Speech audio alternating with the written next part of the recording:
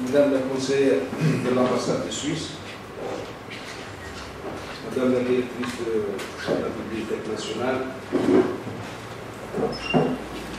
Monsieur Roger Durand, président de la Société Henri-Dunant, Dr Abdeltif Chebou, secrétaire général du Croissant Rouge tunisien, Monsieur Mohamed Ben Ahmed, membre correspondant de la Société Henri-Dunant, honorable conférencier, je tiens tout d'abord à souhaiter à tous nos invités la bienvenue et un agréable séjour parmi nous. Je tiens également à remercier Si Mohamed Ben Ahmed, lauréat du prix Henri-Dunant, initiateur de cette rencontre, ainsi que tous les participants qui sont animés par la volonté de contribuer à la réussite de cette rencontre. Le thème de cette rencontre, sur les traces d'Henri-Dunant en Tunisie, Henri-Dunant, homme d'affaires, humaniste, considéré comme le fondateur de la Croix-Rouge, il obtient en 1901 avec le pacifiste et député français Frédéric Passy le premier Nobel de la paix. Mesdames, Messieurs, cette rencontre vient après celle de l'année dernière sur le thème Henri-Dunant et l'abolition de l'esclavage en Tunisie en 1846, organisée à la Bibliothèque nationale à l'occasion du 170e anniversaire de l'abolition de l'esclavage en Tunisie et du 60e anniversaire de la création du Croissant Rouge tunisien, et organisée par le Croissant Rouge tunisien, la Bibliothèque nationale, les Archives nationales et la Société Henri-Dunant. Toutes ces institutions sont présentes aujourd'hui. Cette année, nous revenons à Henri-Dunant pour étudier d'autres aspects de sa riche personnalité et approcher le contexte tunisien de l'époque. Mesdames, Messieurs, je vous réitère mes remerciements et je souhaite à notre rencontre le succès qu'elle mérite.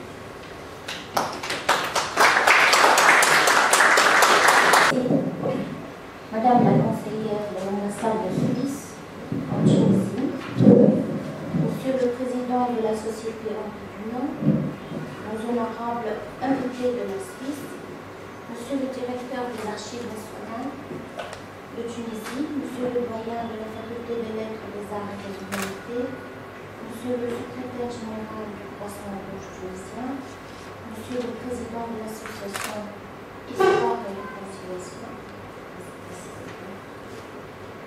Chers collègues, mesdames et messieurs, un moment fort nous a réunis l'année dernière, comme vient de le rappeler Sihedi, en décembre 2016, pour célébrer à la fois l'abolition de l'esclavage en Tunisie et le passage par la Tunisie d'Henri-Dunant, ce grand humaniste et fondateur de la Croix-Rouge. C'était une rencontre autour de la rencontre de deux singularités désirantes de liberté, celle de la Tunisie qui venait d'abolir l'esclavage, des chrétiens en 1818 ensuite se vidaient de ce qu'on appelait les colorés en 1846, et celle d'Henri-Dunant qui avait écarté les a priori eurocentrés pour jeter un regard bienveillant sur notre pays. L'hypothèse, c'est du moins l'hypothèse que j'ai essayé d'exposer l'année dernière. Henri-Dunant continue à nous réunir car il est devenu, il me semble, le symbole de l'amitié tunuso-suisse. Grâce à notre ami, Mohamed Ben Ahmed, lui-même depuis l'année dernière, lui-même est lauréat du prix Henri-Dunant, nous répétons cette rencontre autour de la rencontre. Il s'agit cette année de retracer le parcours d'Henri-Dunant en Tunisie à travers les documents des archives nationales et à travers peut-être d'autres traces que cette enquête dévoilera. Très beau projet de restitution de la mémoire pour lequel je félicite la Société Henri Dumont et les archives et ses partenaires, entre autres les archives nationales de Tunisie. Mais je saisis cette occasion pour vous annoncer un autre projet, fruit de cette amitié triangulaire. Et je mettrai Henri Dumont au sommet, et c'est lui qui a permis cette amitié entre les Tunisiens et les Suisses. Donc, cette amitié triangulaire inaugurée par Henri Dumont. Il s'agit de la mise en œuvre d'une nouvelle édition artistique de la relation de voyage d'Henri Dumont. S'intégrant à cette tâche, la Bibliothèque nationale, la Société Henri Dumont, ainsi que notre ami Mohamed Benkoun. Afin de préserver l'effet de surprise pour notre prochaine rencontre, je ne souhaiterais pas vous en dire trop sur vos livres. Nous pourrons se croiser le regard d'Henri Dumont et les couleurs de la Tunisie de la moitié du XIXe siècle. Merci de votre attention. Mesdames, Messieurs, j'aimerais saluer une personne parmi nous dont la présence m'émeut beaucoup, c'est celle du professeur Khalifa Chater, qui était déjà une référence pour nous en 1996, 96 si vous le voulez bien, lorsque nous avions organisé notre premier colloque historique à Tunis, à l'hôtel Diplomate, et nous avons donc publié les actes de ce colloque. Et si telle ou telle personne parmi vous est intéressée, donnez-nous votre adresse, notamment à Madame Moignier, Elisabeth Moignier, notre secrétaire, descendante de Gustave Moignier, grand juriste et président du CICR, et nous pourrons vous le faire parvenir par les bons soins de Mohamed. Je dois dire que nous intervenons ici à double titre. On a parlé du prix Henri Dunant. Mohamed est notre lauréat de 2016 pour le volet terrain. Donc c'est un prix qui est constitué à Genève, notamment par des membres de la famille d'Henri Dunant. Donc ce sont des descendants collatéraux, puisqu'on savait qu'il n'a pas eu lui-même d'enfants, notamment la famille Lourdes-Dame. Et le but, c'est d'honorer, aider, remercier des personnes qui œuvrent pour le développement, l'approfondissement, le rayonnement des idées humanitaires d'Henri Dunant. Donc, on a eu l'occasion, lorsque le Croissant-Rouge tunisien nous a accueillis, je crois que c'était le 19 ou le 20 décembre dernier, d'en parler dans une belle cérémonie. Mais si autour de vous, vous entendez parler de quelqu'un qui, sur le terrain, s'engage, milite, prend des risques, innove pour faire connaître ces idées humanitaires d'Henri Dunant, vous pouvez toujours glisser un nom à Mohamed. Nous sommes heureux de connaître ces personnalités et voir si éventuellement on peut donner suite à telle ou telle candidature. D'autre part, donc, je parle au nom de la Société Henri Dunant, qui, elle, depuis maintenant plus de 40 ans, travaille sur l'étude de la vie et de l'œuvre d'Henri Dunant, mais qui, depuis plusieurs années, a élargi son champ d'action. Et nous travaillons aussi sur les autres fondateurs du mouvement humanitaire international, par exemple Gustave Moignier, Théodore Mauroy, Louis Apia, le général Guillaume-Henri Dufour, mais des pacifistes comme le comte de Solon, des artistes comme le peintre Édouard Castres, un grand président comme Gustave Dot. Nous élargissons notre palette. Et là aussi, si vous, au hasard de vos recherches, de vos rencontres, où vous avez un message, une propositions, à nous faire parvenir. Tout est bienvenu et je pense que le point de convergence, c'est notre ami Mohamed Ben Ahmed, que vous connaissez tous. Donc, cette réunion aujourd'hui est pour nous particulièrement heureuse parce que depuis longtemps, nous nous interrogions sur qu'est-ce que Henri Dunant a fait ou qu'est-ce que la Tunisie a fait pour Henri Dunant lors de ce passage des années dans l'hiver 1856-57. Et jusqu'à présent, à part un ordre de chevalerie, un firmament privé, nous n'avons strictement rien. Et alors, je tiens à remercier notamment le directeur des Archives nationales pour les investigations qu'il a bien voulu faire. Nous allons ainsi pouvoir, je l'espère, mettre la lumière sur une zone dont, pas forcément, soit noire, sombre et négative, mais une zone d'ombre dans la vie du fondateur du mouvement humanitaire. Et donc, je me réjouis particulièrement de cette journée et nous vous remercions de manifester votre intérêt par votre participation. Merci. Collègues du Bureau national, il m'est agréable, avec beaucoup d'honneur et de plaisir, de participer à cette séance inaugurale consacrée au fondateur de la Croix-Rouge. Personnage dont le destin a lié un passage de sa vie à notre chère Tunisie, et dont la trajectoire fut, comme vous le savez, un mélange de beaucoup de choses, de réussite, d'échecs, de gloire, de notoriété, mais aussi de solitude, quelquefois d'abîme, et même de périodes tragiques, conférant ainsi à sa vie parfois un aspect légendaire et mystique. En fait, n'est-il pas celui qui avait dit « Seuls ceux qui sont assez fous pour penser qu'ils peuvent changer le monde y parviennent ». Ainsi est la vie des grands hommes, et Henri Dunant est parmi eux. Sans oser m'aventurer sur le terrain des illustres intervenants de ce colloque, vous pourrez tout de même dire qu'il n'y a pratiquement pas de pays où son nom n'est attribué à une rue, un boulevard, une place ou une école.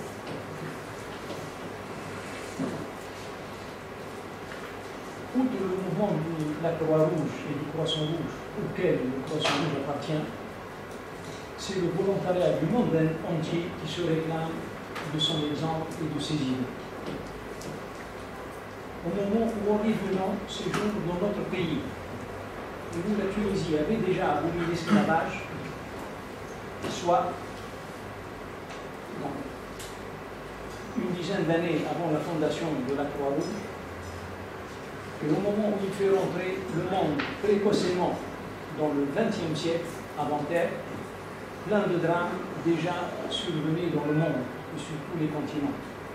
Pour ne citer que quelques-uns, la France commençait la colonisation de la Mauritanie et démarrait la campagne du Cochinchine, Vietnam.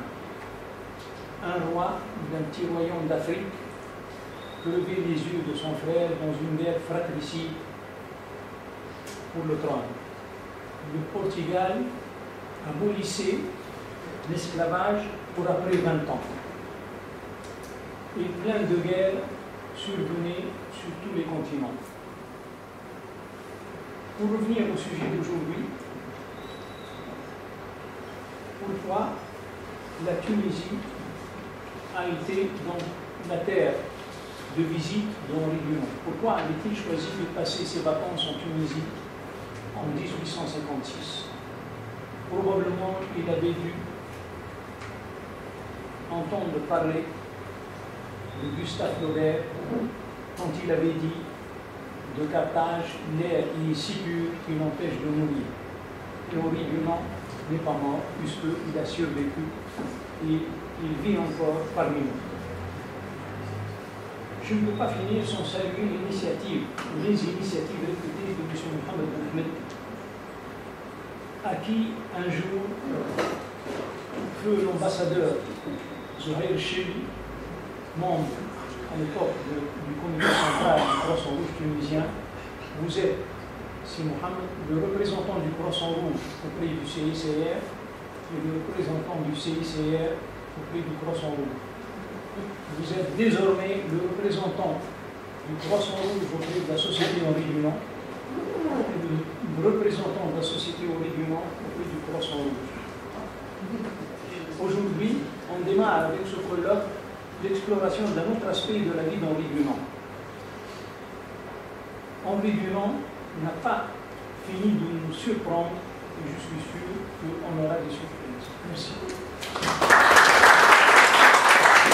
Le travail de l'historien ne s'arrête pas. Donc, évidemment, j'ai eu le plaisir de sa connaissance hier et de discuter et l'importance du travail d'historien, c'est celui de continuer les interrogations à propos d'un fait, certes, bien maintenant connu, établi, que Henri Dunant a bien passé l'hiver 1856-1857 en Tunisie. Donc, reste à savoir exactement qu'est-ce qu'on entend par l'hiver, donc quelle période, parce que c'est des mois. Donc l'hiver cette année, donc va commencer dans, je sais pas, 1 ou 2 mois, et puis en fonction, qu'est-ce qu'on appelle, donc c'est jusqu'au printemps, c'est-à-dire au mois de mars, 5, 6 mois en Tunisie, dans une période charnière. Et je me suis intéressé à réfléchir à travers, évidemment, je ne connais pas encore, j'espère que les archives nationales vont pouvoir nous livrer dans les prochains mois, donc le résultat de cette exploration dans les archives, y a-t-il eu effectivement des traces de correspondance? Est-ce que l'administration médicale, il y a eu quelques notes? En tout cas, j'ai bien vérifié d'un Vief qui parle par ailleurs des différents lichens, mais n'évoque pas le lichen octroyé à Henri Dunant. Mais mon interrogation, on m'a demandé de réfléchir, ou bien d'apporter des éléments, le contexte dans lequel la Tunisie était, qu'il avait trouvé durant ce passage, dans le contexte général dans lequel était la Tunisie en 1856-57. Évidemment, il est difficile de parler devant mon professeur Fachad, mais j'essaierai de répondre à travers, en lisant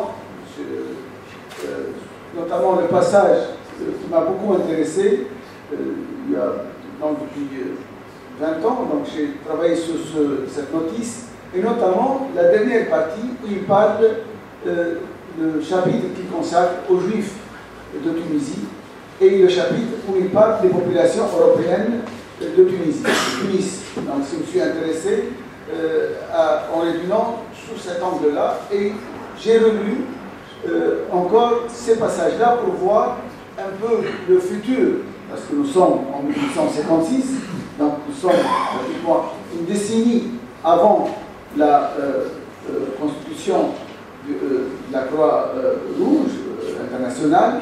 Donc, qu'est-ce que dans l'œuvre, ou bien dans les écrits d'Henri Dunant, quelles sont les prémices? Ou bien y a-t-il des prémices à un futur humaniste dans ce qu'il avait écrit, ou bien dans sa description de ces groupes humains qu'il voyait dans une situation particulière, dans un pays musulman, et comment il voyait, donc, son œil de celui qui va être maintenant un des personnages les plus connus, puisqu'il a été le premier à recevoir le prix Nobel. Donc, est-ce qu'il y avait des prémices d'un futur grand homme de l'humanité? Évidemment, je vous livrerai quelques éléments, à mon sens, qui incarnent ce balbutiement au niveau de la création du profil, parce qu'on ne n'est pas humaniste, on le devient au fur et à mesure des aléas des rencontres, des aléas des crises, des guerres, comme ce fut le cas à Solferino. Donc ce sont les atrocités qui font de nous, bien font qu'on agisse de telle ou telle autre manière, et lui il a agi en humaniste. Alors pour le contexte tunisien, où lorsqu'il était venu Henri Dunant, il le signale, parce que par moment, donc je rappelle que le bey, grand bey, reconnu par toute l'historiographie comme étant un des plus réformistes, puisqu'on parlait de l'esclavage, il s'agit bien de Ahmed Bey, donc, qui a aboli l'esclavage en 1846. Donc il est déjà décédé en 1856, parce qu'il est décédé en 1855. Donc il arrive après, donc le Bey, le grand réformateur Ahmed Bey Bey n'est plus là. Mais avec son regard critique, il mentionne, donc, il mentionne Ahmed Bey. Donc, mais nous sommes sous le règne de Mohamed Bey, donc, mais il est conscient que le grand Bey a fait bien des choses, aussi bien pour les juifs que pour les chrétiens, mais il le note, il veut le rappeler. De même que, évidemment, il y a un grand acte, je pense, d'après ce que j'ai pu lire, qui va se passer en 1857, c'est-à-dire le pacte fondamental, mais il ne sera pas là. Au moment du pacte fondamental, Henri Dunant, déjà, avait quitté la Tunisie. Donc, dans cette situation, cet hiver, 2 ans, mais en fait, ce sont quelques mois de la même année, comme maintenant, donc l'année 2017-2018. Donc, quel était le contexte? Bien, quels étaient, à travers les personnages ou les personnes qu'il a rencontrées, parce qu'il en parle, il parle aussi bien des Tunisiens, de Palais, il parle aussi des migrants, il parle du ministre, celui qui faisait l'office de ministre des Affaires étrangères à l'époque, Rafou, et il parle de sa femme, il parle de tous les diplomates, Léon Roche, et tout autre, il parle de Wood, le consul anglais, donc de tout ce monde de la diplomatie en Tunisie. Donc il a fréquenté ce monde-là, et il a un regard, évidemment, à partir de ce qu'il a vu, mais aussi à partir de ce qu'il a entendu. Donc nous sommes dans une période charnière de l'histoire de la Tunisie, où il y avait un esprit, en tout cas, il y a une idée de faire quelque chose par rapport à quoi? Le monde a changé, et depuis un moment, depuis un siècle, il a changé avec l'expédition de Bonaparte en Égypte. Donc il y a dans ce monde ottoman, dans ce monde musulman, dans ce monde, en tout cas d'Orient, il y a parmi les élites, il y avait des idées, ou bien il y avait une pression à vouloir changer. Donc l'idée, c'est que il y avait, donc les choses ne pouvaient pas être pensées dans une situation de calme, mais il y a des facteurs, à la fois l'expédition d'Égypte, et il y a eu tout un mouvement, aussi bien dans un sens comme dans un autre. Il y avait un mouvement qui va naître pour dire que si nous avions été battus par Napoléon, c'est parce que nous sommes éloignés de l'islam. Donc l'idée, c'est qu'on ne peut se développer qu'en retournant en arrière, en allant vers nos fondements. Donc il y a toute l'histoire du mouvement fondamentaliste wahhabite.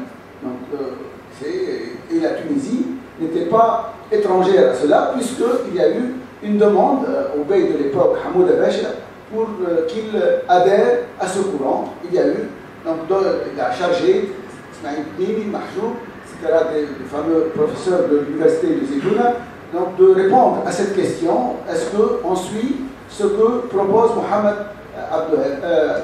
Ben Abdelhad? Donc il y a cette idée, mais aussi il y a les échos de ce que des tanguimètres, les échos, disons, de ce désir de faire la synthèse entre ce que cette Europe qui s'est développée, parce qu'elle avait choisi autre chose au niveau de sa gestion, de sa gouvernance, de ses rapports à la religion, ses rapports aux lois positives, à la Constitution. Donc il y a eu cette autre idée, et ces répercussions en Tunisie sont bien claires, aussi bien avec, comme Raja vient de rappeler, la pollution après le congrès de Vienne, donc le traité de 1818, l'abolition de l'esclavage des Blancs, ensuite qui a été rappelé après la conquête d'Alger, parce que l'autre facteur aussi, la conquête d'Alger, parce que suite à la conquête, c'est-à-dire les dirigeants, enfin les marins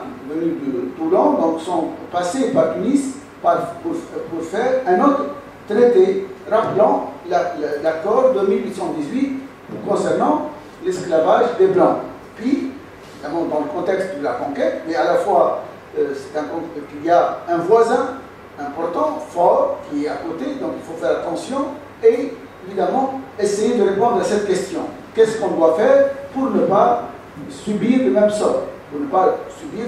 Donc, nous sommes dans ce contexte où, à Tunis, j'imagine bien que dans les réunions de cet hiver 1856-1857, on est dû assister. Nous n'avons pas toutes les traces bien des minutes de ces salons, bien de ces rencontres. Il en parle de la nourriture, enfin de ce monde mondain de Tunis, mais nous n'avons pas toutes les minutes de discussion, mais à travers ce que j'ai pu voir, en tout cas concernant les deux chapitres où il parle des Juifs, même si sa vision concernant les Juifs reste un peu après de ceux d'époque, n'a pas brillé mais par une volonté de vouloir une présentation positive. Mais nous avons un très beau texte disons, 15 pages sur les Juifs. Donc, mais ce que je retiens de cet esprit de tolérance, de ce regard, il commence par dire les musulmans montrèrent plus d'humanité que les chrétiens à l'égard des Juifs. Donc il intitule le début de ce passage où il parle des Juifs de Tunisie, donc il leur donne les chiffres, 40 000, c'est tout ça, donc évidemment ce sont des estimations, il n'y avait pas d'office de statistique, mais c'est un ordre de grandeur, ce qu'on appelle les estimations, parce qu'en Tunisie, le dénombrement officiel ne commencera qu'en 1921. Mais à part le chiffre, il y a cette idée de dire qu'il attribue aux musulmans une volonté d'avoir une attitude positive, meilleure que celle des chrétiens. Évidemment, il rappelle que, il qualifie les pouvoirs comme quoi les Turcs, il rappelle que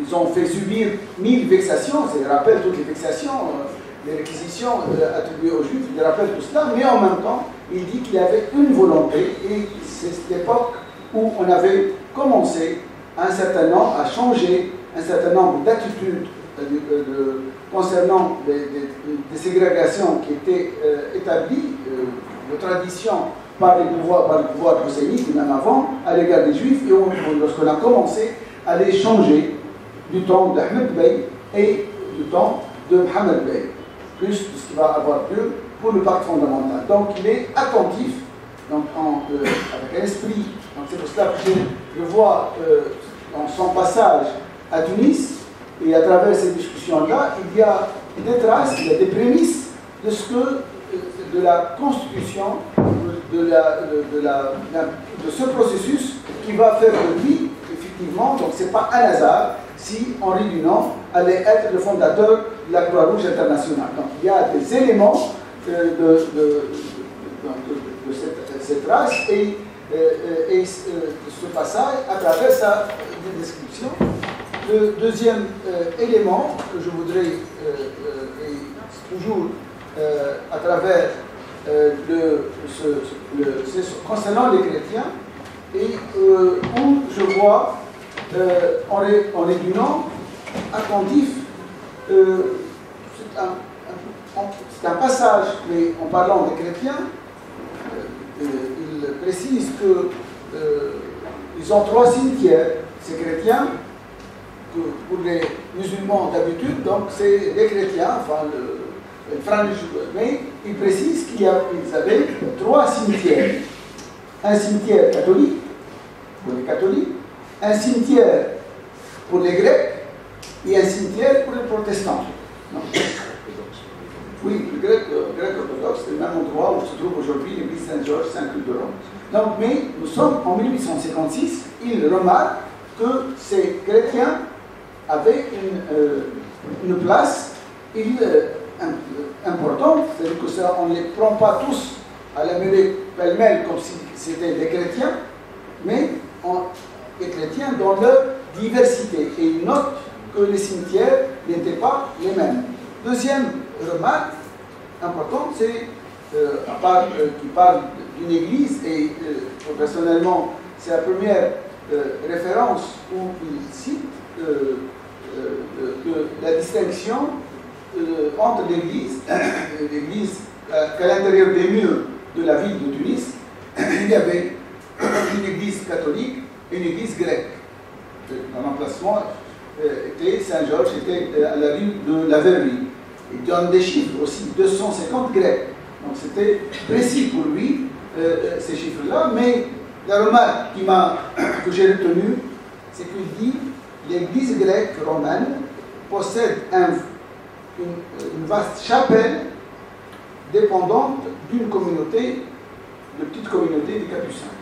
Et ce mot, ce n'est pas la chapelle qui m'intéresse, mais vaste chapelle. C'est que c'est l'ordre de grandeur, et ça fait fait revenir à une autre décision prise 10 ans avant, en 1845, plus particulièrement en février 1845, que le bey Ahmed avait pris la décision d'élargir la chapelle Sainte-Croix. Donc c'était cette décision que 10 ans après, ou bien cette remarque d'Henri Dunant de dire que les catholiques avaient une chapelle vaste, le mot vaste, pas exigu, mais vaste, c'est parce que d'autres voyageurs avaient mentionné que les catholiques étaient méprisés par rapport aux Grecs orthodoxes. Au XVIIIe siècle, au XVIIe siècle, donc il y avait une autre attitude, parce que les catholiques n'avaient le droit de pratiquer leur culte qu'à l'intérieur du fondouk des Français. Alors là, nous sommes déjà les chrétiens, et notamment les catholiques, donc ont eu droit à ce que, en fait, l'endroit, c'est l'ancien bagne qui vient d'être restauré ces derniers jours, donc le presbytère et le bagne de la rue, anciennement la rue de l'église, aujourd'hui la rue d'Azitouna.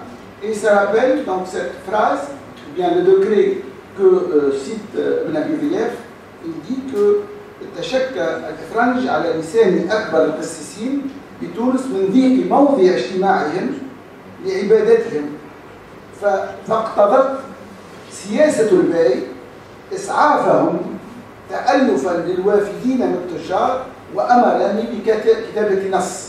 Et là, vous voyez donc cette naissance, le mot pour moi, on peut s'approfondir dans ce mot large ou vaste, c'est tout de suite à une décision d'État.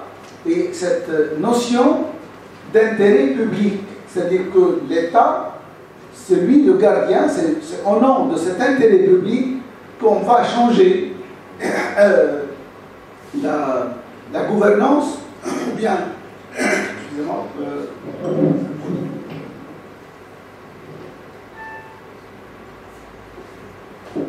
on va changer d'attitude aussi bien à l'égard des Juifs qu'à l'égard des chrétiens au nom de l'intérêt de l'État. Donc c'est-à-dire que c'est désormais, évidemment, ce n'est pas l'État laïque, ce n'est pas l'État civil réclamé par la Révolution, après la Révolution, non, mais cette idée trouve ses origines dans cette pratique par le pouvoir médical et ce contexte-là, il est bien retracé si on lit bien.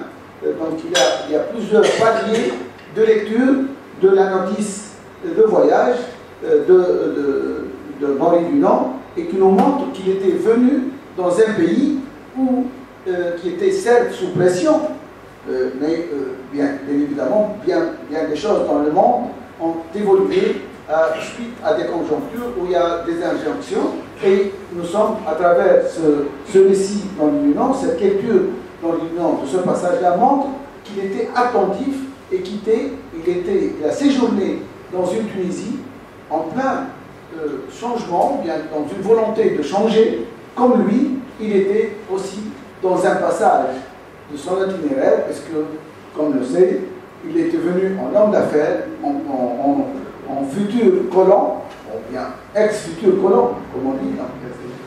C'est pas parce que son projet à Steve n'a pas marché. Donc c'était durant ce passage, est-ce qu'il est rentré en Algérie ou bien de Tunisie, il est reparti en Suisse. Mais en tout cas, ce sont des choses à préciser, mais lui-même, comme la Tunisie, il était en pleine situation de réflexion par rapport à son itinéraire, qui va évidemment arriver à projet tout d'abord par la création de la Croix-Rouge, ensuite par le prix Nobel. Donc voilà quel lien j'ai trouvé à travers les traces de son voyage, à travers cette notice et l'œuvre, la Tunisie et l'œuvre dans l'Union. Merci. Mais j'aurais préféré voir aussi dans cette salle la photo du L'égalité monstrueuse. Pourquoi monstrueuse? De l'égalité monstrueuse. Pourquoi? Parce que j'ai fait moi quand j'étais étudiant à un stage dans les archives, mais les archives étaient fermées au quotidien. Même dans la période. C'est monstre de l'égalité. Lorsqu'il a été nommé, qui nous a ouvert les archives. Et donc, je voudrais proposer à mon ami cette photo de Nicolas. Un autre monstre. Deuxièmement, avec l'inauguration de l'église et elle reconstruite, qui a été citée par Henri Dumont, l'église qui a été reconstruite par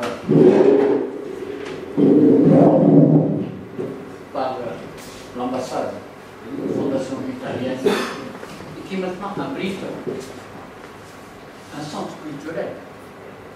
J'aurais préféré que dorénavant les réunions dans les bureaux aient lieu dans cette église qu'il a citée et dans cette ville ancienne. Donc, que dirais-je pour l'abolition de l'esclavage? Quand on parle des réformes en Tunisie, on parle surtout de la pression européenne. En réalité, Henri Dumont l'a montré, il y a une dynamique intérieure que nous avons souvent occupée. L'abolition de l'esclavage a été le fait d'un père qui voulait suivre l'Occident, mais elle a fait son fait sans pression réelle. Et certains disent non, parce que suite au voyage de Paris, le père a eu lieu avant son voyage. Plusieurs étapes. Son voyage. Et Ahmed Bey était entouré d'une équipe de grands réformateurs. D'abord, ces réformateurs ont découvert le livre de Moukhadoum, qui est revenu à Tunis seulement au XVIIIe siècle. Et le maître mot critique de Moukhadoum, c'est qu'il faut une justice pour assurer le développement. Donc, Bandia et tous ces gens-là mettaient en valeur l'expression du crime. Pour moi,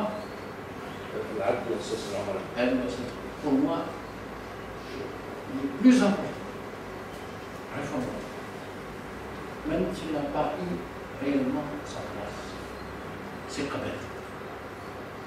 Qabel, qui a publié, qui a d'abord été le professeur de l'école polytechnique du Baron, le professeur qui a aidé avec les Européens, qui a dirigé les opérations de traduction, et dans une traduction, il publie ce qu'on appelle la Dibège.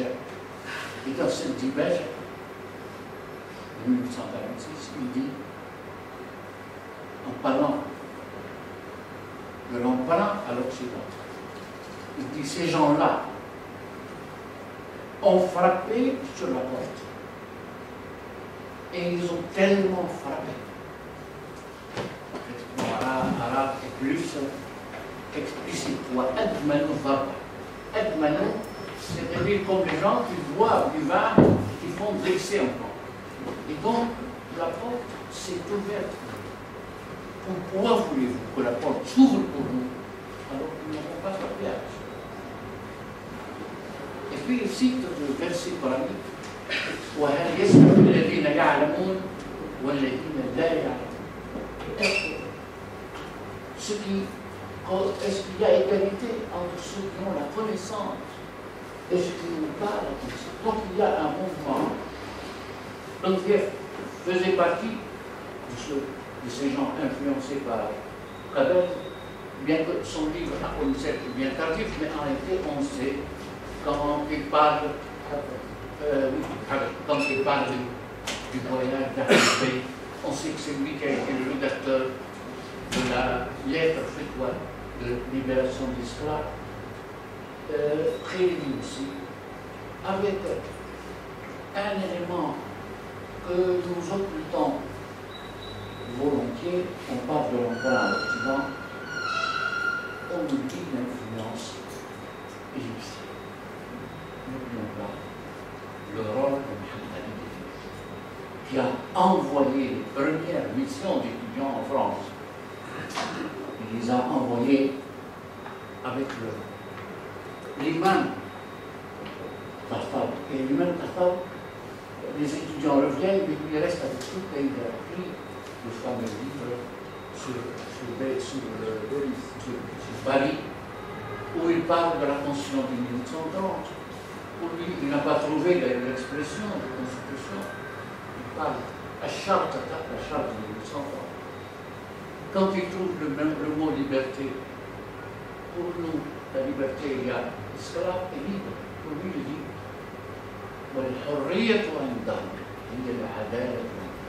la liberté chez eux est plutôt la justice chez nous.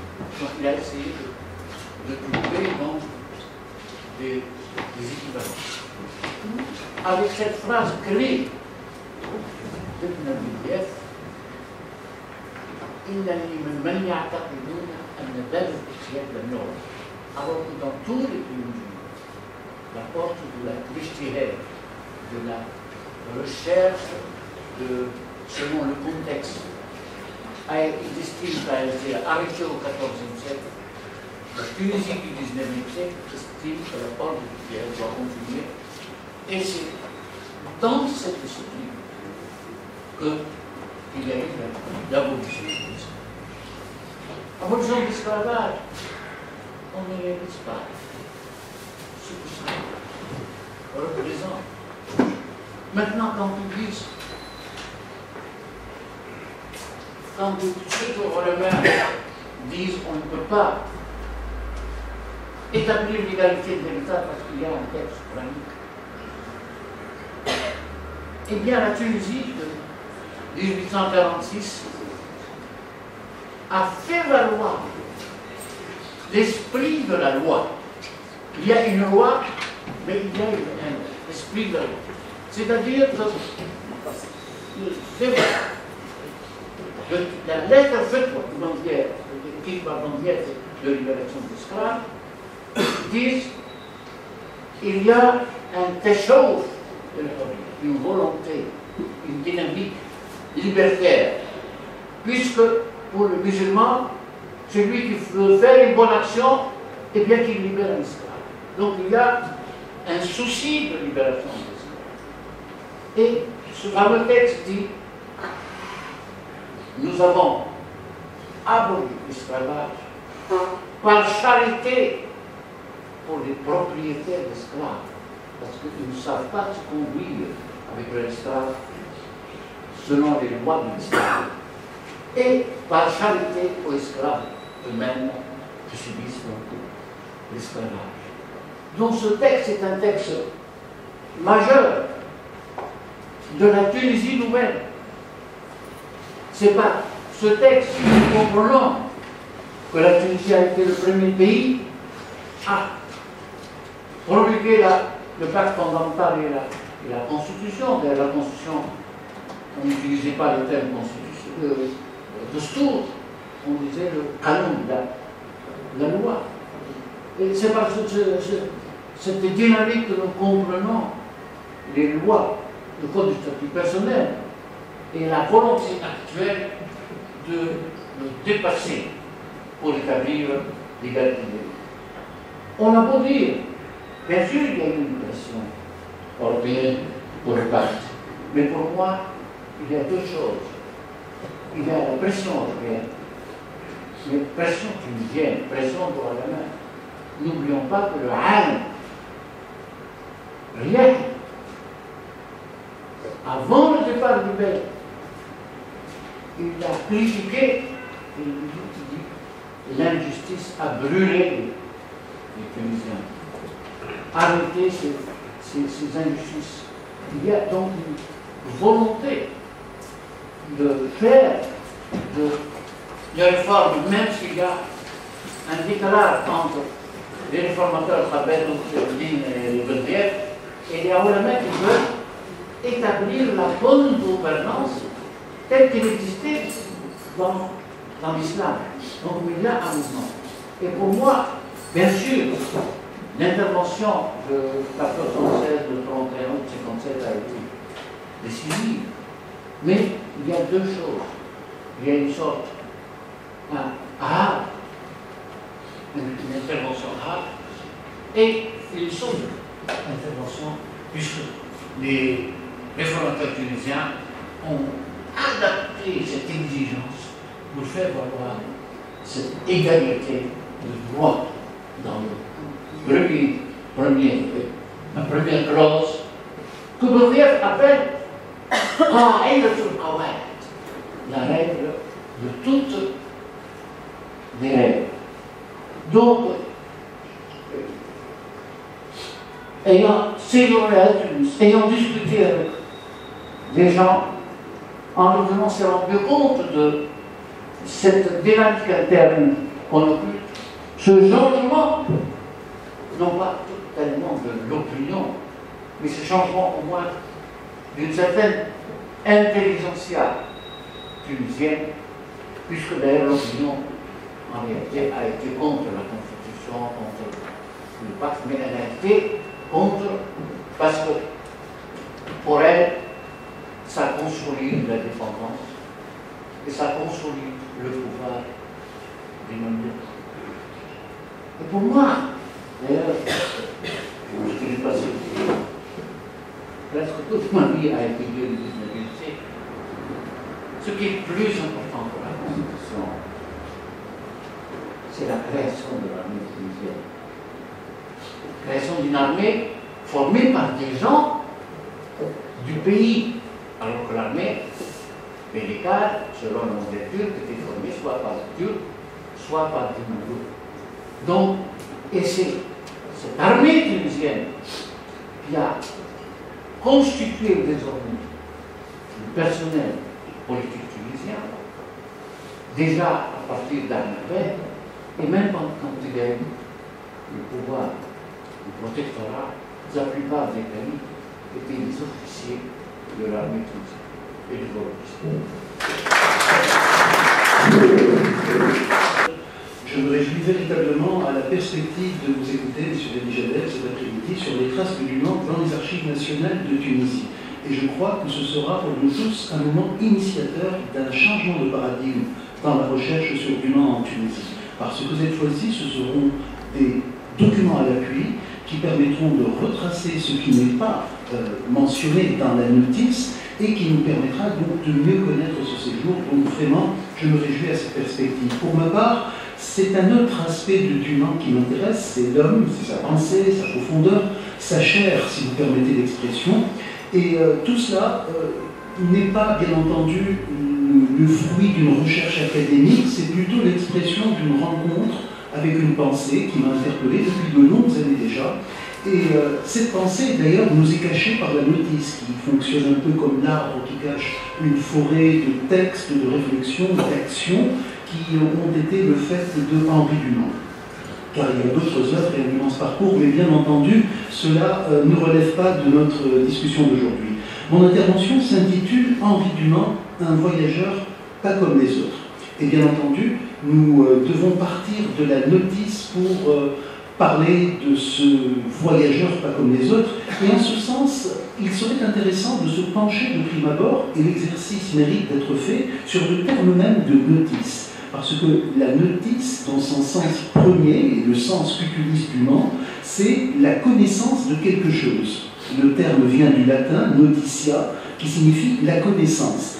Et donc, il s'agit d'un exposé, d'un écrit, d'un ensemble d'indications sommaires qui donneront d'ailleurs plus tard les expressions abrégées, notes et peut-être même regard ou encore survol.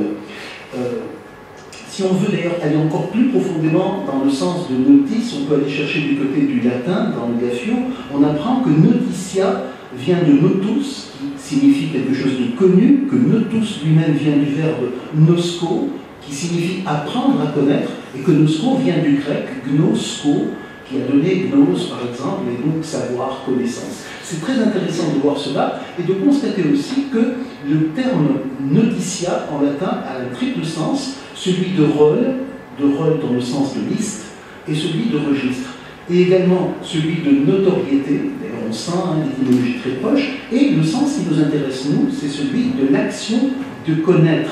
Et on peut citer Pline, par exemple, dans cette phrase que le Gaffio cite, tradere aliquid notitiae hominum, ce qui signifie transmettre quelque chose à la connaissance du monde, notitiae hominum. Voilà, ce point d'étymologie méritait d'être fait, et je crois qu'il nous permet de nous introduire dans ce texte en posant une question. À quel genre appartient la notice? Et effectivement, on peut se poser cette question en mettant d'abord en avant la notion de voyage, c'est-à-dire ce qu'on appellerait aujourd'hui d'ailleurs le travel writing, ou bien la littérature voyageuse.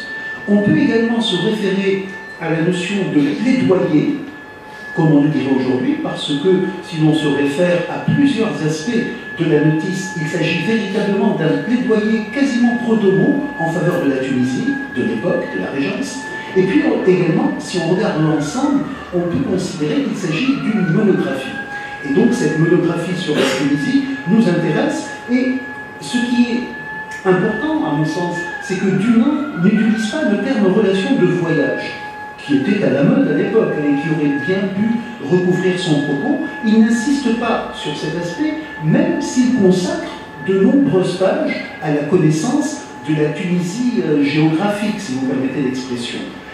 Ce que je dirais, c'est que ce texte, je le ressens plutôt comme un plaidoyer, c'est-à-dire que je ressens Dunant dans la notice comme un voyageur engagé, c'est-à-dire une sorte d'éclaireur qui est en Tunisie pour éclairer une opinion. Et d'ailleurs tout à l'heure, Henri Dunant nous parlera de la presse européenne de l'époque du Dunant et la manière dont elle percevait la Tunisie. Donc il est là en tant qu'éclaireur d'une part, mais aussi en tant que publiciste d'un pays en mouvement. C'est-à-dire qu'il s'engage aux côtés d'un pays dont les réformes étaient nombreuses, dont les minorités étaient préservées, comme viennent de l'expliquer les professeurs Casbernier et Chatte. Et donc il est là avec ce texte engagé qui est très atypique dans la littérature de voyage, qui n'en fait pas partie à proprement parler, et qui est également très atypique lorsqu'on se penche sur les monographies qui paraissaient à l'époque. Et elles étaient nombreuses, parce que si l'on considère la littérature de voyage à propos de la Tunisie, on pourra trouver plusieurs types de textes. On peut commencer par un texte fondateur, un texte d'ailleurs fondamental, celui de Chateaubriand en 1807, l'itinéraire de Paris à Jérusalem, où il fait une longue pérégrination à Carthage, surtout, autour de Tunis également, mais où il nous place en face d'une relation de voyage savante, parce que pour écrire son texte, Chateaubriand s'était référé à tout ce qui avait été publié par les Latins, et d'ailleurs, avant le texte de Chateaubriand, on ne parlait pas beaucoup de la Tunisie en tant que terre à découvrir en termes de modernité. D'autre part, vous citiez tout à l'heure en introduction Flaubert. Flaubert est venu après Dumont, de toutes les manières. Hein. Et Flaubert, lui, ce qu'il a fait, c'est c'est établir des passerelles entre ce savoir qu'il a accumulé lors de son voyage en Tunisie en 1858 et le romanesque, en plaçant tout ce savoir en mouvement dans son roman Salammbô, ce qui nous donne une seconde méthode de travail. Bien entendu, il y a tous les naturalistes, tous les gens qui se sont intéressés au pays et à la connaissance du pays, un peu comme Carl et Lewis l'ont fait en voyageant vers l'Ouest américain pour recenser toutes les choses, pour constater ce qui existe, pour établir véritablement des fiches ethnologiques. Et là, ce n'est pas vraiment le propos de Dunant, mais il y participe en quelque sorte. Et puis, bien entendu, on peut se référer aux grands anciens, notamment à Pline, qui, lui, nous a laissé une source fondamentale, qui a d'ailleurs été compulsée par Henri Dunant, puisqu'il le cite parmi ses références. Donc, ce qu'il y avait à son époque, c'était des relations de voyage et quasiment pas de textes engagés de la manière dont il a écrit le sien. Il y avait des descriptions, et le terme existait et était très usité, une description de tel pays, de tel aspect, de telle chose, et il y avait des termes d'itinéraire qui étaient là très présents. Donc, pour nous, et je crois que c'est important de le souligner, Henri Dunant est l'initiateur d'une méthode, c'est-à-dire qu'il est en quelque sorte un pamphlétaire positif en faveur d'un pays. Et je crois que ce pamphlet positif qu'il publie, il se base sur 4 mouvements. Le premier mouvement, c'est la description du pays, donc il décrit non seulement le pays, mais aussi ses institutions, son climat, sa culture, son industrie, son commerce, la manière dont on gère les impôts, les minorités du pays. Et donc, en quelque sorte, ça nous donne une fiche pays, comme on dirait aujourd'hui, lorsqu'on compulserait un annuaire qui serait relatif à une région donnée. Donc, un digest, en quelque sorte, de la Tunisie, un abrégé de ce pays qu'il visite. D'autre part, et c'est le deuxième mouvement, après celui de la description, il y a la défense. Il défend le pays en mettant en exergue ses points positifs. Et on peut utiliser à ce niveau-là le terme de promotion. Ensuite, il y a une démonstration. Il démontre, à travers les pages de cette notice, que l'État tunisien est de nature progressiste, réformiste, et dans ce sens-là, c'est véritablement un plaidoyer et le premier de ce genre. Cela nous renvoie d'ailleurs à des textes plus modernes qui étaient parus à propos de la Tunisie après l'enthousiasme de l'indépendance et même après l'enthousiasme de la révolution de 2011, parce qu'il y a eu plusieurs auteurs français, européens en général, américains parfois, qui ont écrit de belles pages sur la Tunisie et ses perspectives en 1956 ou bien en 2011-2012, et la littérature de Dunant participe de ce mouvement général si Dunant n'en est pas l'initiateur pour notre pays. Donc c'est très intéressant de nous pencher sur tous ces aspects et de terminer avec un dernier aspect, celui qui fait que Dunant souligne intrinsèquement, il induit que le climat des affaires en Tunisie est bon. Et là aussi, les conférenciers rappelaient qu'il était venu dans notre pays en tant qu'homme d'affaires. C'est tout cela qui fait l'originalité de la notice et qui fait donc de Dunant un voyageur pas comme les autres. Alors, juste un regard sur l'ouvrage, puisqu'il m'incombe en quelque sorte de vous parler du livre, puisque nous en parlons latéralement. Le livre, voici ce qu'il contient. D'abord, en exergue, le livre est dédié à son Altesse le Bey de Tunis. Hein, c'est clairement exprimé, c'est en ouverture de l'ouvrage. Ensuite, il y a plusieurs chapitres qui structurent ce livre. Le premier d'entre eux s'intitule Résumé historique, et il nous permet de jeter un regard global sur la Tunisie. Le second s'intitule Ville de Tunis, et c'est dans ce chapitre-là qu'il va s'intéresser en profondeur sur la ville de Tunis. C'est ce qui participe un peu de la littérature voyageuse. Ensuite, il décrit la cour et son fonctionnement. Il passe ensuite au gouvernement et à la justice, et décrit donc les institutions tunisiennes. Puis après, il va consacrer un chapitre entier à l'armée, à la marine et également aux impôts dans le pays. Puis, ce sera autour du climat et des processus de production en Tunisie, l'industrie et le commerce, Et il arrivera au morceau qui nous intéresserait le plus en termes de discussion sur la littérature de voyage, cette partie qui s'intitule « Villes et localités diverses de la Régence ». Puis, il termine son ouvrage avec une partie sur la religion et la littérature, donc la culture du pays. Il y inclut une note sur l'année musulmane. Ensuite, il parle de l'esclavage et donc de cette notion importante qui vient d'être développée par le professeur Khalifa Chad. Une partie s'intitule « Des morts, des Arabes et des Jbaliya ou Kabyles » et il décrit la diversité humaine de la Tunisie. Puis il passe, comme le soulignait le professeur Ahmed Kasbari, aux coutumes et superstitions des Juifs de Tunis, puis à la société et à la population européenne. Voilà donc le contenu de ce livre. Un contenu harmonieux, donc, et vous voyez, qui participe de plusieurs intentions. Ensuite, je voudrais, pour les lecteurs qui n'ont pas compulsé l'ouvrage, vous dire de quoi est faite la partie intitulée « Ville de Tunis », celle qui participe le plus du travel writing. Dans cette partie, il décrit une arrivée par la mer, puis le golfe de Tunis et bien entendu la Goulette. Ensuite, c'est le tour du lac et des bateaux qui traversaient le chenal pour arriver jusqu'à la ville de Tunis à partir de la Goulette, les fameux Sindane. Et donc, il nous décrit en passant l'île de Chipli. Puis après, c'est la situation générale de Tunis qu'il aborde, ainsi que les murailles de la ville, la porte de la marine, Bab el-Har, et puis la vie et l'activité dans la ville de Tunis. Il décrit ensuite le quartier franc, il évoque Châteaubriand, le quartier franc c'est le quartier européen, il évoque Châteaubriand, il évoque ensuite les fendouks et le commerce caravanier dans la ville de Tunis, puis après, il décrit les souks et les marchandises nombreuses qui se trouvent dans les souks de Tunis, les rues dans la ville, ce véritable labyrinthe, pour le citer. Il attribue à Tunis 150 000 habitants, 350 mosquées au début du XVIIIe siècle. Il nous décrit également avec force détail le palais du souverain, la ville, les maisons et ce labyrinthe. Puis il termine cette partie sur Tunis en évoquant et en y décrivant le Bardo, la Marsa, le Mohammedia, le Manouba et Ayen. Voilà donc la partie qui véritablement pourrait être digne de paraître dans un guide touristique de Berlioz ou Fodor ou le guide bleu. Hein. C'est véritablement détaillé et en même temps très pratique. Permettez-moi maintenant de passer aux villes et localités et balayer rapidement les villes qui ont été visitées ou en tout cas décrites parce que l'on suppose qu'il n'a pas effectué toutes ces visites mais qu'il a pu se baser sur des témoignages ainsi que sur des monographies existantes et des ouvrages déjà parus. Donc les villes et localités qu'il nous décrit, cela commence par la Goulette, Sidi Bou Saïd, la chapelle Saint-Louis est décrite en tant que telle sur la colline de Carthage.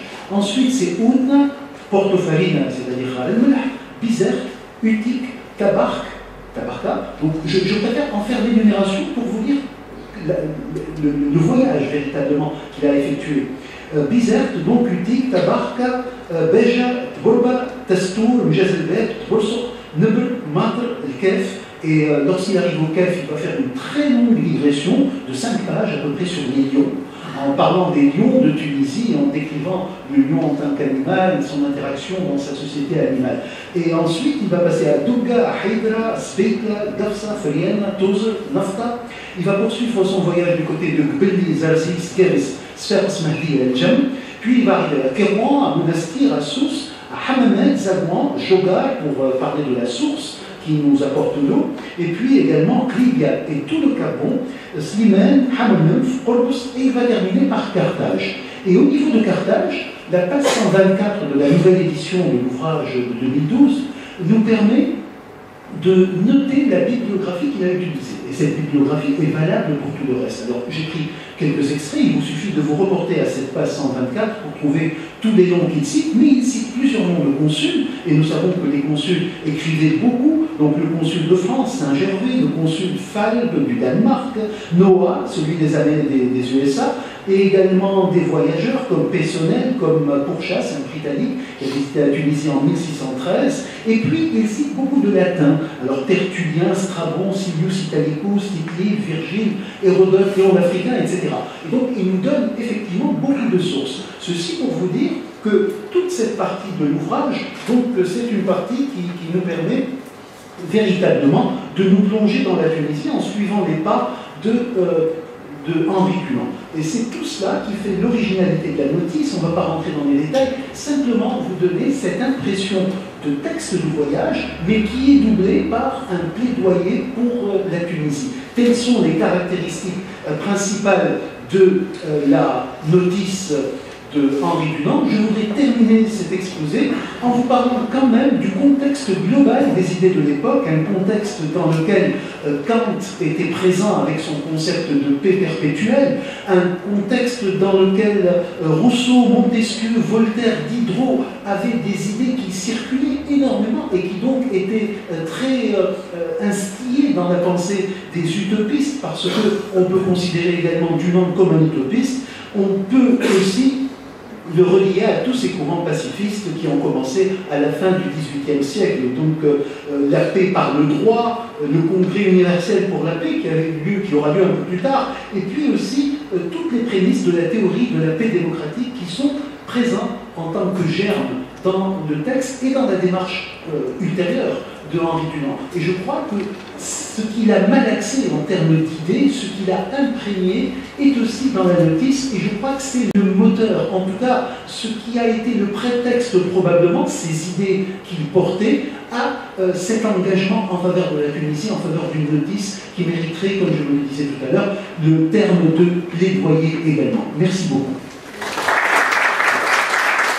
Tellement de récits de voyageurs et les gens ne réalisent pas la différence. C'est aussi. Et nous n'avons pas, nous situons dans la période que j'appelle le Montréal, 1800, que j'ai défini entre 1857 et 1881, c'est-à-dire la période où il y avait une dépendance coloniale de fait sans l'armée.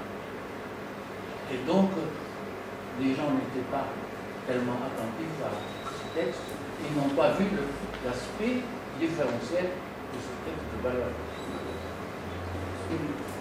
Comme vous voyez, je n'en porte aucune.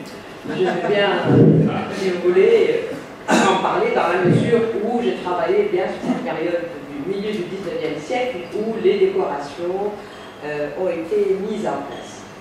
Alors, première peut-être réflexion, c'est rappeler dans quel contexte ces décorations ont été donc fabriquées à Tunis et distribuées aux dignitaires, alors à la fois locaux et étrangers. Donc, je ne vous apprends rien en vous rappelant que Tunis, la régence de Tunis était une province ottomane et que, à ce titre, elle a participé à partir de 1830 à ce vaste mouvement de réformes, et en particulier aux réformes militaires qui vont introduire petit à petit la Tunisie dans un petit peu l'ère de la modernité. Et donc l'histoire des décorations est quelque peu liée à la réforme de l'armée, puisqu'à partir de 1830-35, et sous instigation du sultan ottoman, Mahmoud II, l'armée tunisienne, en fait, a totalement été réformée.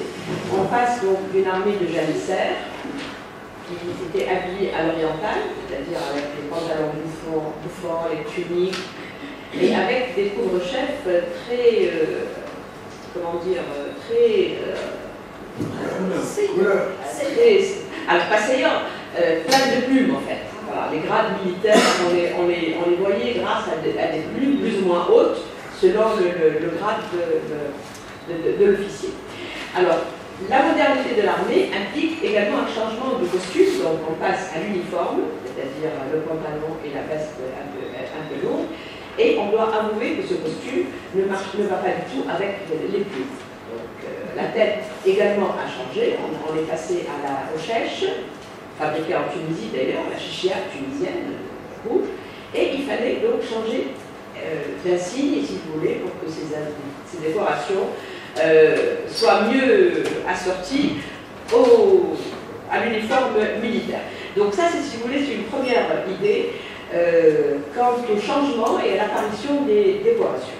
Alors, les décorations donc, sont apparues à l'époque de Mosravec, 35-37, et surtout son fils Ahmed, ça n'a pas manqué de poser quelques problèmes. D'abord, est-ce qu'un bey, la Tunisie était une province ottomane, rappelons-le, est-ce que donc un bey, sans vouloir diminuer de son importance, avait le droit quand même de fabriquer des décorations et de les octroyer surtout à des étrangers? Donc, si vous voulez, ça a posé un problème de relation avec l'Empire ottoman.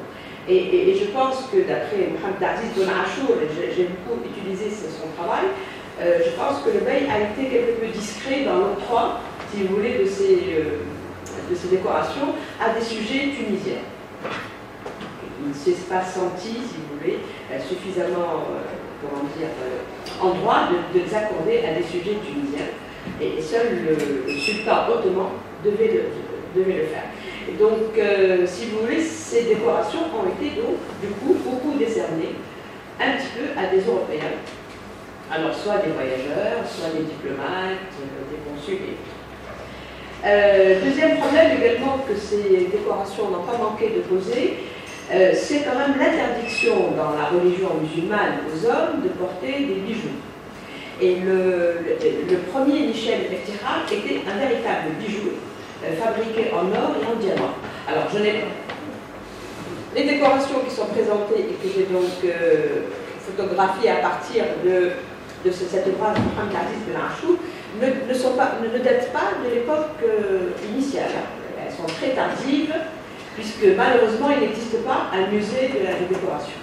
Donc, notre collègue a travaillé sur des archives privées, sur des décorations privées qui appartiennent à la famille Djalouli, donc ils sont beaucoup plus tardifs, et je pense que ceux-là ne sont pas en or, ils sont plutôt en argent, en émail, etc. Mais les premiers, Michel Eftirach, celui que Dunant a reçu, mais même celui que Dunant a reçu en 1956 n'était pas en or, puisque à partir de 1955,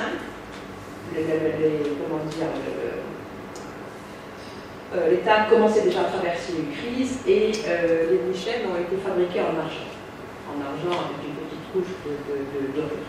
Donc, ce qu'a reçu Henri Dunant était déjà un Michel en argent.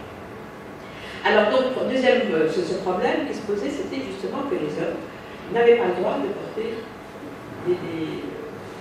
des pierres précieuses.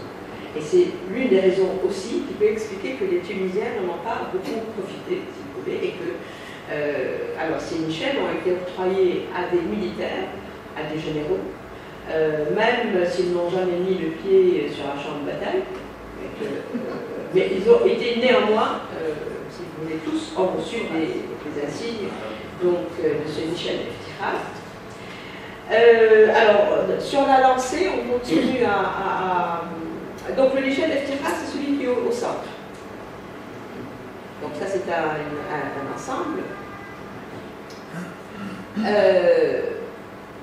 Le même bey réformateur, Ahmed Bey, qui a régné de 37 à 55, il a mis en place ce qu'on appelle le Michel Dam, c'est-à-dire le Michel du centre, qui était destiné exclusivement à la famille médicale, si vous voulez, aux membres de la famille, comme signe distinctif, si vous voulez, qui était aussi à l'époque d'Ahmed Bey en brillant, donc très coûteux, et qui a été quand même octroyé à ce Ahmed Bey, à qui on a reproché de donner un peu, d'une manière assez cavalière, ses décorations. Alors il a donné par exemple ce Michel Dam, donc censé être octroyé à un seul membre de la famille, à un de ses ministres très célèbre, Mosfer Hazzadab. Alors ce Mosfer Hazzadab qui est un mamelouk, c'est-à-dire un esclave affranchi à l'origine, a quand même demandé un certificat en précisant au bey: je ne suis pas membre de la famille beylicale, je ne suis qu'une pièce rapportée, un gendre. Je cherche quand même à avoir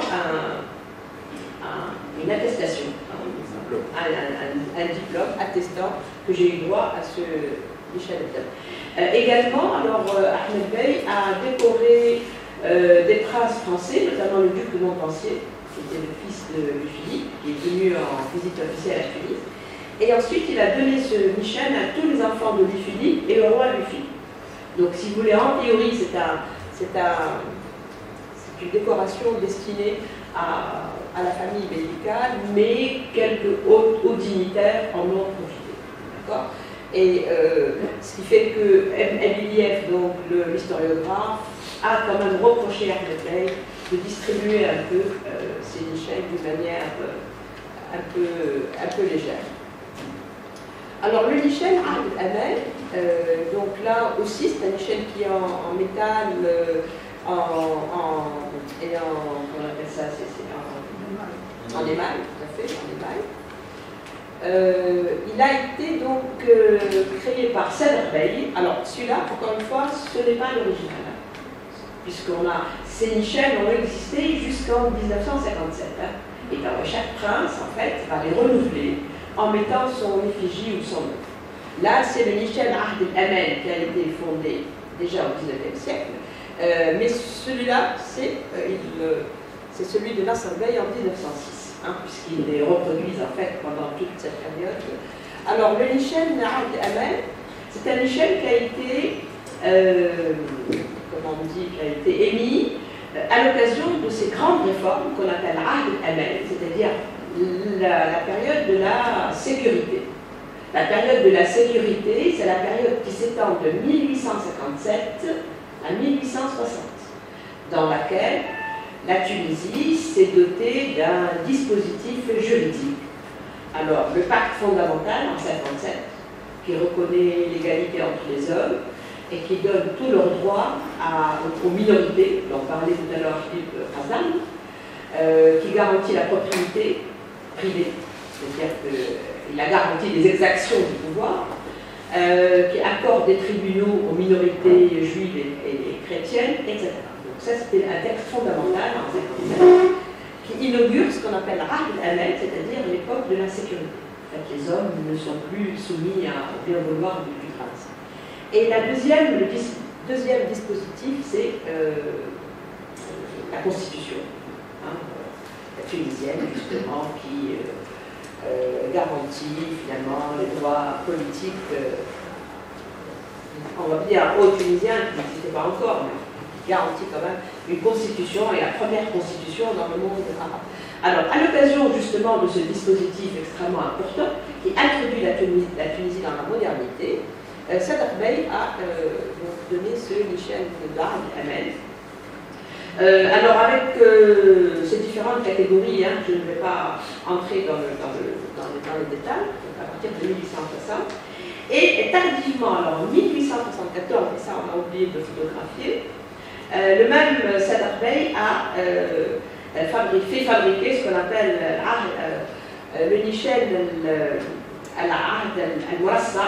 C'est une décoration extrêmement riche, on est revenu justement à l'or et au diamant. Dans un moment où le pays était au plus mal, c'est un peu comme aujourd'hui où, malgré la crise, il y a seuls l'industrie de luxe fonctionne. Alors lui, c'était dans une volonté peut-être de montrer que la Tunisie avait encore des ressources, elle avait encore, si vous voulez, un peu de ressort, et il a fait ce Ahd el-Murassa, c'est-à-dire incrusté de diamants et de pierres précieuses, en 1874, en pleine déconfiture et en pleine crise économique et sociale. Donc voilà un petit peu les 4 grandes décorations qui existent en Tunisie. Elles ont été octroyées donc jusqu'en 1957, hein, jusqu'à l'abolition de la monarchie.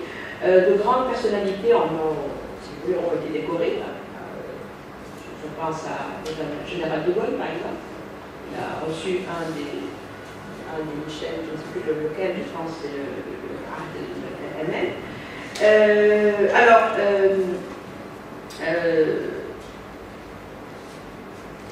est-ce qu'on peut, si on voulait comparer un petit peu ces décorations, un peu le sens que l'on donne généralement aux décorations, bah, je pense un petit peu à la Légion d'honneur, en France, qui a été fondée par Napoléon.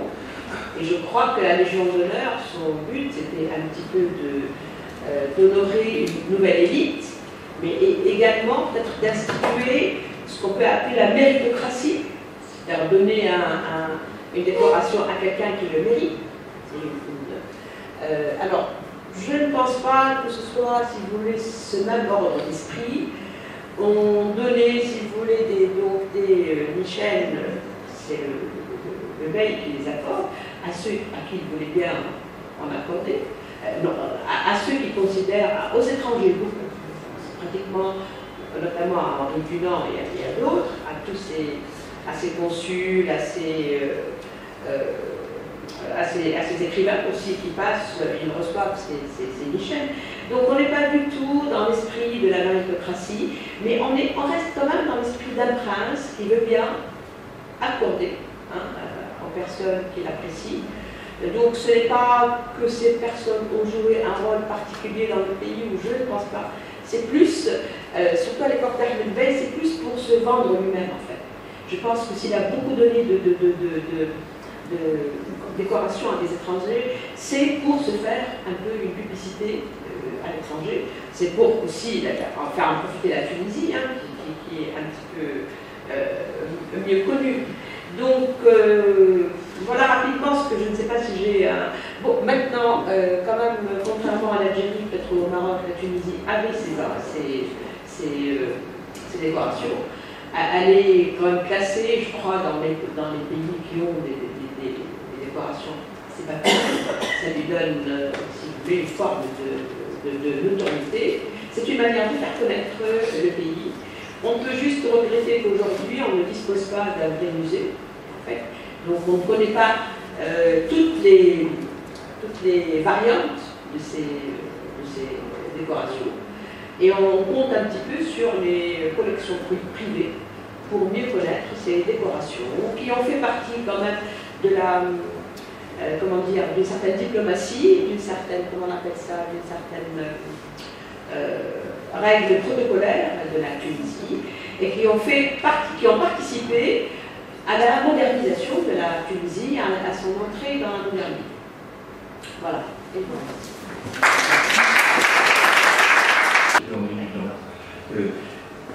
pour moi, l'exemple le plus parlant, c'est cette fameuse société genevoise d'utilité publique. Donc nous sommes à une époque où, en Europe, à Genève aussi, l'État ne se mêle absolument pas de philanthropie ou de préoccupations sociales.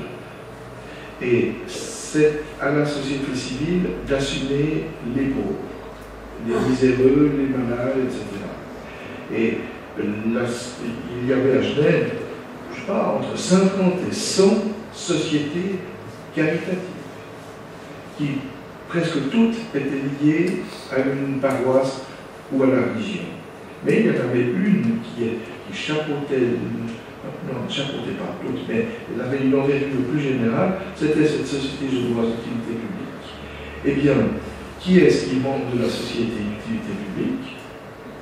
Dufour, Moignet, Monnoir, Appia, mais pas Henri Dunant. Et c'est lorsqu'il publie son souvenir de Solferino que Moignet va chez lui, ils habitent l'un à côté de l'autre, ils se connaissent, peut-être qu'ils se tutoient, mais je ne suis pas sûr. Et c'est Moignet qui dit à Dunant, mais vous devez entrer dans notre société, et puis on va lancer les sociétés de secours militaires blessés. Donc, c'est une conviction, peut-être qu'un historien nous montrera le contraire, mais nous n'avons pas l'impression qu'il avait à ce moment-là une vocation humanitaire. C'est véritablement le choc de Castiglione, où il voit le désastre humanitaire des suites d'une bataille, qu'il change complètement de cap. J'aimerais juste profiter pour poser une question à Madame Billy, dont l'exposé m'a vivement intéressé, c'est quelle importance a l'attribution du week-end pour celui qui le reçoit. Vous avez parlé bijoux, je n'ai pas l'impression encore du nom de très intéressé par les francs freluchés les bijoux. Est-ce que ça lui donne un statut social? Est-ce que ça lui donne une reconnaissance, des facilités? quelle est la conséquence pour un bénéficiaire de cet ordre? Première raison, c'est qu'il ne s'occupait pas assez de ses affaires. Parce qu'il ne fait pas de long séjour en Algérie. Il est un peu parachuté. Alors que les autres capitalistes genevois qui réussissent leurs entreprises, notamment la compagnie genevoise des colonies suisses de Sétis, qui va tenir jusque dans les années 1950. Et ils auront encore un bon goût de vendre toutes leurs actions juste avant la Toussaint de 1954. Donc, ces entrepreneurs, ces capitalistes, ces colonialistes, eux, ils sont tout le temps sur le terrain. Ils connaissent, ils investissent, ils suivent les dossiers du Nord, et ils flottent un peu. Et là, il manque d'un réalisme absolument vital. Je pense que c'est la première raison. La seconde raison, c'est que effectivement, il avait obtenu des concessions, certaines très intéressantes, par exemple les chênes lièges, une magnifique forêt à Fadou, entre Sétif et Alger. Mais là aussi, le regard des spécialistes en économie disent qu'il fallait au moins 10 ans d'investissement en route, en pont, en aménagement d'eau potable, etc., pour pouvoir rentabiliser un investissement de ce genre. Or, dans sa fougue, Dunant propose tout de suite un dividende à ses actionnaires. Alors il est très vite entraîné dans l'enfer du financier qui crée une nouvelle société pour récolter de l'argent, et cet argent ne sert pas pour investir dans cette société, mais pour payer les dividendes de la société précédente. Et ça amène à la catastrophe. On n'a pas besoin d'avoir fait un doctorat en sciences économiques. Une autre raison, c'est que il est probable qu'il s'est lancé, ça on vient de découvrir, qu'il construit par exemple son premier moulin dans l'Oued Beheb sans autorisation. Il fait la demande d'autorisation et il construit le moulin. C'est pas mal assez entreprenant. Ça va si on a des très bonnes introductions auprès de l'autorité locale. Apparemment, ce n'était pas le cas. Alors, ce moulin était très intelligent, il était très bien construit, un mécanisme magnifique qui existe toujours. Il a fonctionné, en tout cas, jusque dans les années 1930. Donc, c'était un bon plan. Mais, naturellement qu'il se mettait dans des situations hyper dangereuses. Et comme il avait beaucoup de rivaux, les autres ne lui ont pas fait de cadeau. Donc, il est tout à fait plausible que d'autres de ces entrepreneurs colonialistes aient voulu l'éliminer pour avoir, eux, le champ libre. Ça, c'est tout à fait possible. Et c'est très possible que là, eux savaient mieux placer un pot de vin, un cadeau, une démarche auprès de tel ou tel fonctionnaire impérial. Ça, c'est tout à fait possible. Parce que sinon, était quand même parachuté. Donc, on a beaucoup de causes. Et puis, la dernière cause qui est épouvantable à énoncer, c'est un économiste genevois qui avait une thèse sur le sujet, c'est que nos colonialistes pour l'Algérie prenaient comme modèle ce qui se passait en Amérique. Or, en Amérique, les colons éliminaient physiquement les populations indiennes qui étaient très souvent des nomades. Alors, ou bien ils les repoussaient, ou bien ils les exterminaient. C'est un génocide épouvantable. Alors, nos colons en Algérie prennent le modèle du succès des colonies américaines, mais ils oublient simplement que l'élément autochtone est complètement différent. Et bien vite, on va se rendre compte que les agriculteurs européens, ils ne tiennent pas le coup par rapport aux agriculteurs algériens, qui eux sont là depuis des siècles, qui connaissent le pays. Et finalement, on va revenir à un système où on aura un très faible peuplement de colons agriculteurs. Alors on aura des colons commerçants, industriels, etc., mais extrêmement peu d'agriculteurs. Et alors que du Nord avait tout misé sur une colonisation agricole par les Européens. Et donc, les raisons sont multiples, mais on ne peut pas s'empêcher de penser qu'en 1959, lorsqu'il a ce traumatisme à Castiglione, tout près de Solferino, il va être complètement aspiré par la création du mouvement humanitaire et il va à ce moment-là vraiment négliger tous les engagements financiers qu'il a pris et qui étaient particulièrement exigeants. Donc je pense qu'il y a eu une sorte de cycle infernal dans lequel il est entré et il n'en avait pas conscience. Je suis très surpris par le dernier argument qui a été développé. C'est la première fois. Mais on croyait que le modèle américain pouvait s'installer sur les hauts plateaux algériens, mais sans pratiquer l'élimination de la population. Et je n'ose pas penser ce que ça aurait été, mais c'était simplement impensable, puisque l'administration impériale avait très très clairement dit on ne touche pas à la population autochtone, et notamment, par exemple, on n'essaie pas de faire de l'évangélisation chrétienne. Il y a eu, je sais que la colonisation était affreuse, mais il y avait un respect intrinsèque des populations, ce qui n'était pas du tout le cas de l'Amérique du Nord. Mais ça a quand même joué un rôle économique aux prisonniers. Alors, oui, la famille du Nord, comme toutes les familles bourgeoises à Genève, ont, en guillemets, leurs pauvres. C'était une tradition, c'était une pratique. Pour nous, le seul ennui, c'est que les rares textes qui parlent de cette pratique concernant la famille du Nord, ils émanent d'Henri Dunant lui-même, mais surtout, ils ont été écrits alors qu'il avait 70 ans, 75 ans, au moment où il se trouve dans un hôpital de campagne au fin fond de la Suisse alémanique, et où il est en train de refaire surface pour se refaire une image de philanthrope, de fondateur, etc.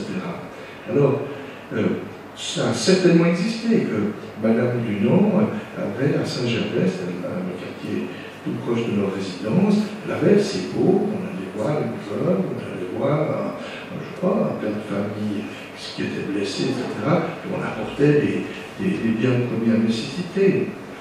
Alors oui, on a un récit d'Henri Dunant, mais de nouveau, les années 1890, où il dit que jeune adolescent, il allait à la prison pour lire des récits de voyage le dimanche après-midi aux prisonniers. Et malheureusement, c'est lui qui le raconte, et puis on n'a aucun autre témoignage. C'est possible, mais il n'y a rien de certain. Oui, on apprend que Jean-Jacques Dunant, le père, à un moment donné, était responsable d'aller visiter les bagnards genevois qui étaient à Toulon. On avait trouvé un truc très habile à Genève pour éviter de devoir surveiller et entretenir les condamnés pour des très longues peines. On les plaçait dans des bagnes à l'étranger. Et comme ces bagnards devaient travailler, ils rapportaient. Et alors, il y avait une sorte de contrat de location. On louait ces bagnards. Alors, Genève, c'était Toulon. On sait que, par exemple, Lucerne, c'était Venise. Il y avait un contrat comme ça, très semble-t-il. Tout le monde était content. Alors oui, on a un récit d'Henri Dunant qui va en famille au bagne de Toulon, puisque son père devait voir la situation. Mais de nouveau, c'est son témoignage 50 ans après. C'est plausible, mais c'est pas certain. Mais de toute manière, ça ne nous fabrique pas un Dunant humanitaire. Il est simplement issu d'un milieu où c'est tout à fait courant, normal, comme ce l'était dans ces millions. Alors, ce que je voulais montrer, c'est que ces engagements, dans cette période de jeune adulte où vraiment il marche de triomphe en triomphe, on n'a aucun engagement de type humanitaire. C'était ce que je voulais montrer, mais ça ne veut pas dire qu'il n'y a pas de sensibilité humanitaire. C'est intéressant, c'est très engageant, et je remercie Madame Jenny Piaget pour sa présence aujourd'hui au nom de l'ambassade de Suisse. Et puis, comme tout le monde, je voudrais joindre ma parole à celle de toutes celles qui ont été déjà dites à propos du travail de fond réalisé par Mohamed Ben Ahmed au niveau de la connaissance de Henri Dunant en Tunisie. Et je voudrais mentionner que les participants sont invités à un déjeuner à Fondok Al-Atari. Voilà donc, merci beaucoup mesdames et messieurs. Merci.